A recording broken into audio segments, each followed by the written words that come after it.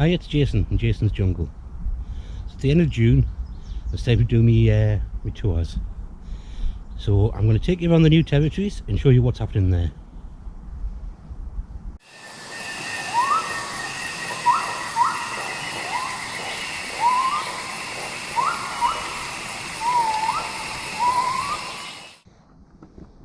If we look here, this is on my spuds, and they're doing quite well. These are in tree buckets, and the tree buckets are sitting on top of paddling pools, and they have wicking material going down into the pool and soak up all the moisture they need.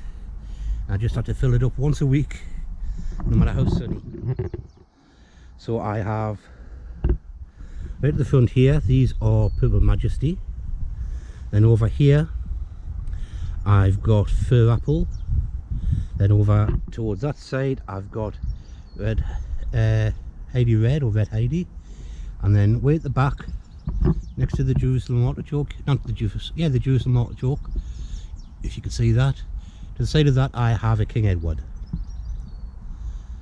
This is Ocker, not doing too well. And next to it is Mashra, which is romping away. I really need to get me support set up for this. You can see this is sitting in a bucket of water, and there's some capillary matting going down into that, the same way I've done the spuds, and it soaks up what it needs. Along here we've got Apios Americana, and it should hopefully climb up these canes. You can see it's starting to climb up around here, and that's a legume, but you go for the tubers. This is another Apios Americana. So this just has one tuber in there, and you can see it's crawling its way up the support. This is the single Jerusalem Artichoke. See how much I get out of that, and it's doing quite well. And this is the King Edwards. Now these are sitting on a trough down here, you can probably see there, which is full of water, and they just soak up what they need when they need it. This bed was my garlic, and I'm going to put some brassicas in here, but this is the frame that I'm going to use to put all the excess and the spare tomatoes in. So I'll build up a frame, another couple of square bits up the top that I'll bring down, and I'll bring up a support, build up a support using that. And these are my main crop onions. They're all higgledy-piggledy. They tend to have a tendency to lie down a lot, although they're perking up. But they lie down because right at the back there's a hedge, so it doesn't reflect any ambient light, so all the strong light is coming in one direction, so they lean towards that. So it might look like they're lying down, but that's just because they're heading towards the light. And some of them are, starting to bulb up reasonably nicely. So we'll just see how they do. And these were done from heat treated, but I have had some, and there's a one there that have thrown flower heads up. So heat treated don't seem to be doing much good. And I can see a couple more. Nice and tasty. Oh, this goes never. This is a root veg, but as you can see, loads of flowers. It has a nasty tendency to sprawl, so it blocks the paths off, but it does feed the bees and they swamp around it, especially in the mornings. But you're getting these, and I don't want them. They're the seed heads. So what I'll probably do is I'll chop the entire plant back, throw it on the compost, and let it grow back.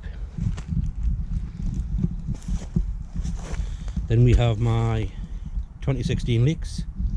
I've taken the scapes off them, eaten them. Now I'm just letting them put on a bit more energy, bulk the bulbs up before they die off and come back next year. As I said before, these are just a normal annual leek, but they come back every year. And at the back there's skillet. That's grown up a bit, that might be ready to harvest soon. Skillet's a root veg, so you want to let the roots develop. And then under the hedge you see I've got some more comfrey, which is ready to come down. So I'm just eating that onion. And the spring onions right at the bottom, so I'll be taking some of them. Beans, these are gigantes, and I've underplanted with various salad leaves. So I've got komatsu, various mixed lettuces on that side, and then some more mixed lettuces on this side, and some endives. Then I have various different dwarf beans here. Then I've got some chard, some rocket, some basil, and then some more chard. Now these beans here on the thing, they don't seem to be growing up. That's because I made a boo-boo. I thought they were a climbing bean. They're not, they're a bush. But they are getting the beans on them. This is Jacob's Gold Cattle Bean, which is used for drying, so you can use them in soups and stews. So I'll just leave that there and see what I get off of it. These ones are borlotta, and they're starting to climb up nicely. And these are lazy housewife, not quite as tall, but they're getting there. I might as well go on this way. Okay, these are for the Erica's Little Garden hashtag potato challenge, where you get 1.5 kilos of shop potatoes and see what you can get off of them. So these, along with the 1 tuber of the King Edwards in the pot back there, are some King Edwards bought from the shop and planted up, and they're doing quite well.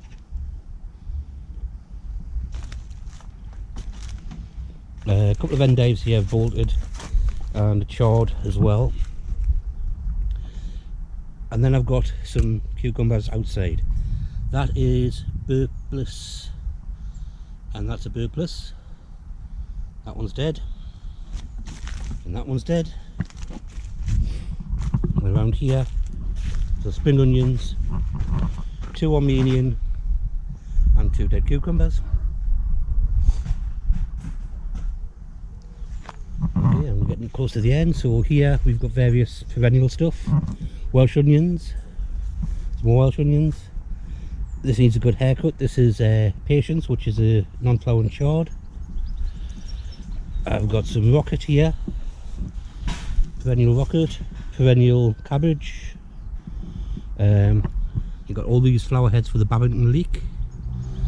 There's a Jerusalem artichoke growing there. And then round here we've got some good King Henry or Lincolnshire spinach. And that pale yellow thing I think is the Caucasian spinach. And then we have loads of weeds which I need to tackle. In there I can see there's some mashua, but I think I'll just lose that and just dig it out and the entire bit and cover it over for a while.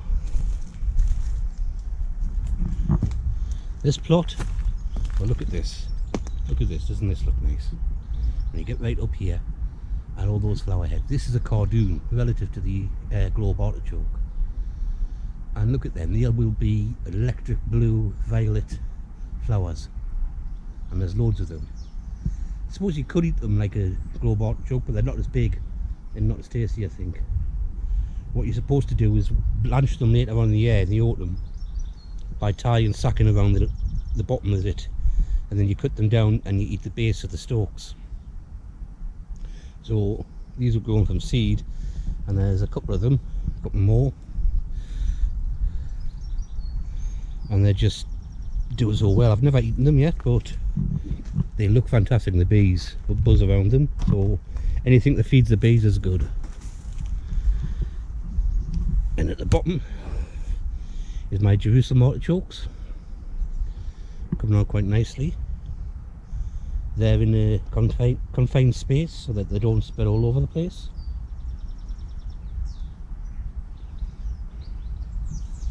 Still eating that onion, just finishing it. And then here is one Jerusalem artichoke, needs a bit of water, and that's just by itself one single artichoke in a pot. This bed's a bit overgrown. A lot of these seedlings I think are lovage, which as you can see produces thousands of seeds. Thousands of seeds. And thousands of seeds. Anyway, this is a celery flavour, so you can use this in soups and stews as a celery substitute. This is Scots lovage, so it's not as tall. After that we've got, this is my Tottenham Kale. Starts right over here, goes all the way back there and finishes right over there. So it's spreading out, so I took lots of cuttings from that. This is Dorbington's. It's a lot more compact, but it still spreads out a bit. Behind that I've got some rhubarb and I've got sweet Sicily. Now these seeds, when they're younger, in nice lime greenish colour, are absolutely gorgeous. They have a wonderful impact, and a seed flavour that just hits you right in the face when you eat it. Absolutely fantastic. These ones are going to be quite tough and chewy and fibrous, but they still have aniseed flavour. They're just not as edible. But these can be sown. I've transplanted a few into the other plot, and the roots will have an even more intense flavour of aniseed. So that's the new territories.